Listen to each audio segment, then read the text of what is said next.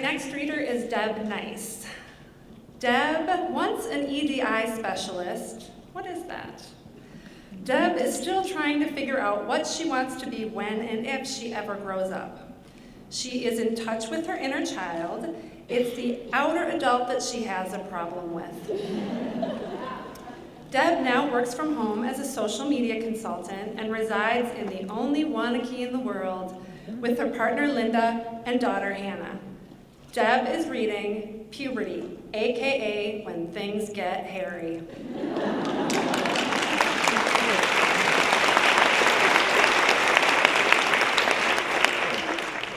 Puberty, aka When Things Get Hairy. When I was growing up, my mother never spoke to me about puberty or menstruation. I guess it was expected that I would pick it up on the street. Therefore, I was forced to glean knowledge from Harlequin bodice ripper books, the plot of which can be summarized as, he's handsome, she's a virgin, and something burns down.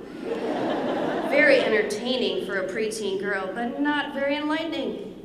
Due to this distinct lack of facts and acquisition of a lot of misinformation from the street, I decided that any child of mine would get her information straight from my lips and be so entirely knowledgeable that she could teach the other kids on the street. I guess it all started when she was 2 years old and we still played silly games in the bathtub together. It was routine for me to exit the tub before her, get dressed, and then retrieve her from the water. One time I stepped out of the bath and her eyes followed me curiously. "Mommy, what's that?" she asked, pointing at my lower body as I dried myself with a towel. I asked her, "What's what, honey?" "That," she replied, pointing at the lower feminine bikini region of my body. Not that it's had a bikini on it for 20 plus years. Calmly and quietly I stated, "It's hair." She pondered this briefly, then with a sudden look of horror exclaimed, "What is your hair doing down there?" Hair. Hair has been a huge topic at our house for several pre-pubescent years. Where it grows, is it straight? Is it curly? Why is it there? Why is it not there? When will it grow? Can I shave it? Should I shave it? And every so often she will come over to me, raise an arm, and inquire, "Do you see any armpit hair yet?" For some reason unfathomable to me, she seems to be looking forward to this development. Each time, I check her little armpit, and I report, "Nope, no hair yet." And her face falls sadly, "Puberty, dashed again." Actually, since the talk in 4th grade, she pines for all of the bodily changes, the breasts, the arrival of Van Flo, the full hall pass to gain entry into womanhood. One day after school, she pronounced, "Mommy, my cupcakes are starting to get round."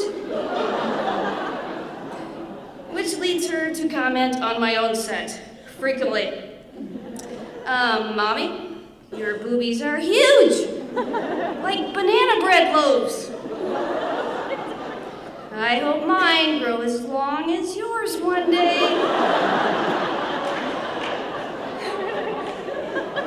I explained that the adjective long is not a complimentary word when describing someone else's breasts. Sort of accurate, complimentary, no. Mom, why is one bigger than the other?" And so it goes on and on and on. It's truly an understatement to say that she is fascinated and enthralled with this development. On the other hand, I don't remember being happy about growing my own set of breasts. I do not, and I did not enjoy them, Sam I am. Yet, I have to be careful not to squash her excitement. All that runs through my head is, "They get in the way! You will never again be free to run." Not that I run, but I might want to someday.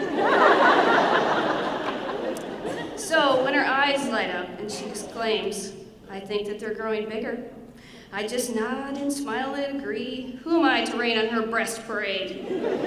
I can only hope that she achieves a détente with her breasts that I never achieved with my own.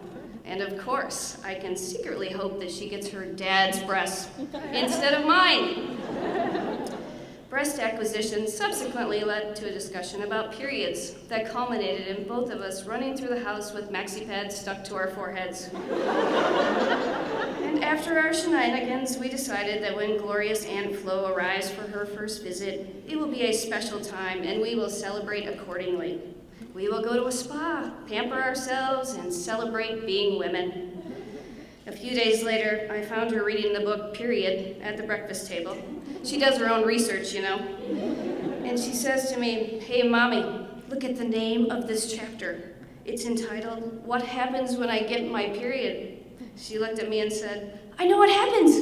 We go to the spa." I caressed her hair and replied, "Yep, honey, it's just like going to the spa. Each and every freaking month, just like going to the spa." Just like that, I mutter as I walk away.